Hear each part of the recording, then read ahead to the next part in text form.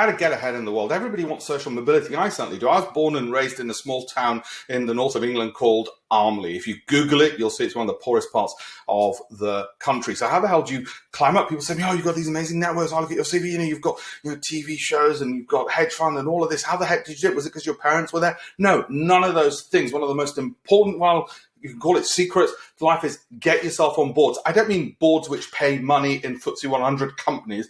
They're bloody difficult. I'm talking about voluntary stuff, okay, which is one notch above. For me, I managed to get myself on boards to do with entrepreneurship because that was an area I was in. I was relatively young, but they were willing to have me on because they knew, young person, he'll do the donkey work, okay? I was in my 20s.